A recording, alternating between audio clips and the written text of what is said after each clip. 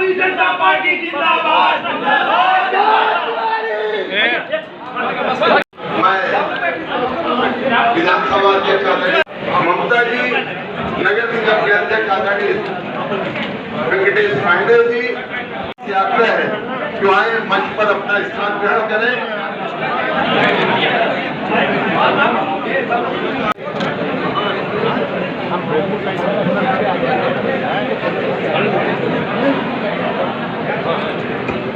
सभी लोगों से आग्रह है कि पीछे कुर्सियां हैं, उनमें सब बैठ जाएं। कार्यक्रम की गरिमा सबको परिवार में सम्मिलित हो रहे सिद्धार्थ तिवारी जी के इस कार्यक्रम में मैं मंचा सरदा के चित्र पर पुष्प अर्पित कर दीप प्रज्वलन कर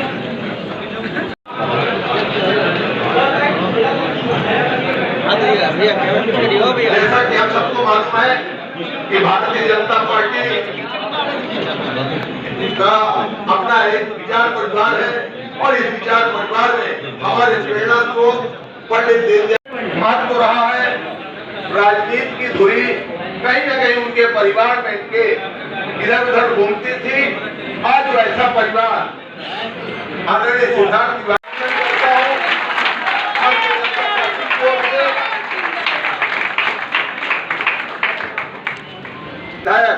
आज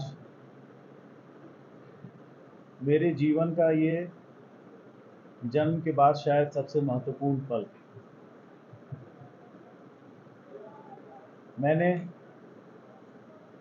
भारतीय जनता पार्टी की रीत नीति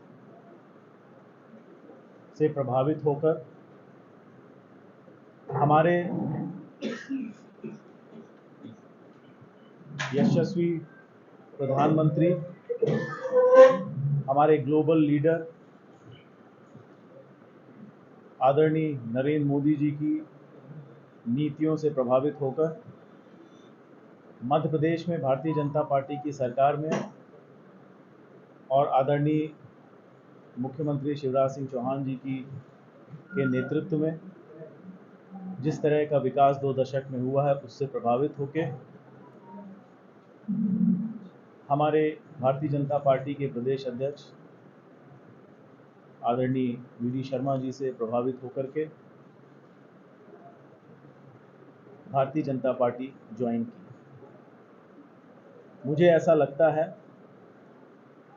कि आज देश में किसी भी देशभक्त युवा, किसी भी सनातनी, किसी भी आत्मसम्मान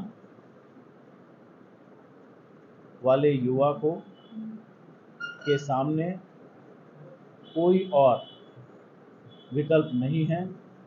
हम सबको भारतीय जनता पार्टी ही ज्वाइन करनी चाहिए और जो नहीं है उनसे भी आह्वान करता हूं कि वो आएं और बीजेपी से जुड़ें। मैंने बीजेपी एक कार्यकर्ता के तौर पर ज्वाइन की है। मैंने सिर्फ माननीय मुख्यमंत्री जी और अध्यक्ष जी से एक ही बात कही थी कि काम करने की इच्छा है, काम किया है और आप पूरा, आपके पास डेटा है, आपके पास पूरा सर्वे है। पहले आप सिद्धार्थ तिवारी के काम का मूल्यांकन कर लीजिए, अगर वो ठीक लगता है तभी आप मुझे भारतीय जनता पार्टी ज्वाइन कराएं। आदरणीय मुख्यमंत्री जी और अध्यक्ष जी ने इस बात को माना और जब उनको ठीक लगा तो उन्होंने आदेशित किया कि आप आइए और चल के हमारे साथ पार्टी ज्वाइन करें। आगे पार्टी जो भी आदेश देगी इस राष्ट्र के निर्माण के लिए, प्रदेश के निर्माण के लिए और विंध्य के विकास के लिए वो मैं करने को तैयार हूं। अब आप लोग अपने प्रश्न पूछ सकते हैं। आपके आरोप लगते हैं, आप मध्य प्रदेश के परिवार को आपके आरोप लगा रहे हैं, हमारे में परिवार आपका आरोप लग रहा था, तो अभी तक इतनी देर क्यों? मैं बहुत पुराना राजनीति में नहीं हूँ, 4 साल ही मुझे आया हूँ। कोई भी किसी भी नतीजे पे पहुँचने में हमें थोड़ा समय लेना चाहिए।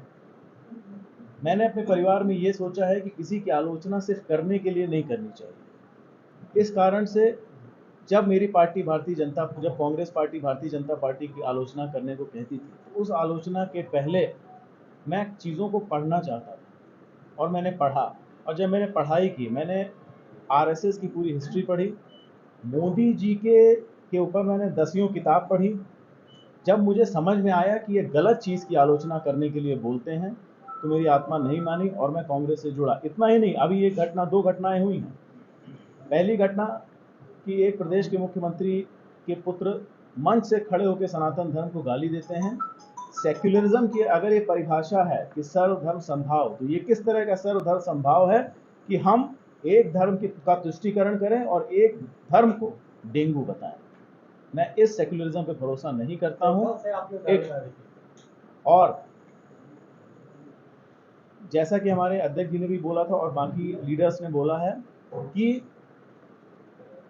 इंडिया अलायंस की स्थिति ये हो गई है, जिसको अंग्रेजी में वर्ड कहते हैं डेस्परेट। ये इतने डेस्परेट हो गए हैं कि अब जाकर के हमास का सपोर्ट करने को भी तैयार हैं। मेरी आत्मा इन चीज़ों की गवाही नहीं देती, इसलिए मैंने कांग्रेस छोड़ करके भारतीय जनता पार्टी। इस वक्त क्या आश्वासन मिला है आपको भाजपा के द्वारा? क्या मुझे भारतीय जनता पार्टी के द्वारा सिर्फ एक आश्वासन मिला है।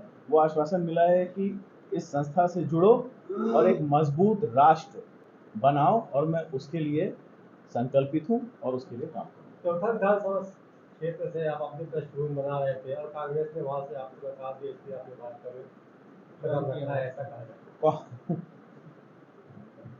एक खिसियोनी बिल्ली खंबा नोचे वाली बात है। कांग्रेस से मैंने लोकसभा चुनाव लड़ा, अभी तक कोई टिकट नहीं मांगा मुझे। अब चूंकि अब ये बात कर रहे हैं इसलिए कह रहा हूँ, मुझे कांग्रेस के वयोवृद्ध नेता प्रदेश के बुलाया, उन्होंने कई बार बुलाया, महासचिव के साथ के माध्यम से बुलाया कि दोनों बैठेंगे, घंटों बातें हुई, हर तरह के प्रलोभन दिए गए। बोले तुम्हें लोकसभा तो लड़ना ही है, इतना ही नहीं हमारी सरकार बनने वाली है, हम तुमको कैबिनेट का दर्जा देंगे। और जिस तरह के ठेकेदार लोग और प्रलोभन देते हैं उस तरह के प्रलोभन भी मुझे मिले। मैंने उनसे हाथ जोड़ा, मैंने कहा कि मुझे ये सारी चीज़ें नहीं चाहिए। अगर आप विंध्य प्रदेश की बात करना चाहते हैं, अगर आप युवाओं की बात करना चाहते हैं, अगर आप पार्टी में एक युवा की बात सुनना चाहते हैं, तो मैं आपके साथ रहूंगा। अगर नहीं, अगर ये युवा विरोधी पार्टी है जो कि ये बन गई है प्रदेश में, क्योंकि ये सिर्फ 2 पिता और उनके पुत्रों की पार्टी है और यहाँ पर सिर्फ 2 ही युवा हैं, उनके लिए पार्टी काम कर रही है। बाकी सारे युवाओं को तुष्टीकरण हो रहा है, बाकी सारे युवाओं को हटाया जा रहा है। अध्यक्ष जी ने उसका मिसाल आपको कैबिनेट मिनिस्टरों के रूप में दे दी थी, इस तरह उनके साथ व्यवहार। मेरे बाबा पूरा जीवन कांग्रेस में नहीं थे। हमारे सांसद जी ने बड़ी एक सही बात कही और ये बात बिल्कुल सही है। मैंने स्वयं उनके मुंह से सुना है कि नेहरू जी को पहला काला झंडा मेरे बाबा ने दिखाया था। उन्होंने 1972 में कांग्रेस पार्टी ज्वाइन की थी। उसका सबसे मुख्य कारण ये था कि 1971 में भारत ने जो पाकिस्तान के 2 टुकड़े किए थे, पाकिस्तान को हराया था, उससे प्रभावित होकर उन्होंने कांग्रेस ज्वाइन की। और अगर उसी विचारधारा से आप आज चलें तो एक मजबूत राष्ट्र को बनाने में, पाकिस्तान और चीन के गाल में तमाचा मारने का काम अगर कोई लीडरशिप कर सकती है तो सिर्फ मोदी जी कर सकते हैं। एक मजबूत भारत, विश्व में आज भारत को एक सम्मान से देखा जाता है। मेरे युवा साथी जो पूरे विश्व में काम कर रहे हैं, जब वो बोलते हैं और जब पूरे सम्मान के साथ और पूरे अभिमान के साथ वो भारत का नाम लेते हैं, भगवा पहनते हैं, तो मुझे गर्व होता है कि एक ऐसे लीडर की पार्टी मैंने ज्वाइन की है।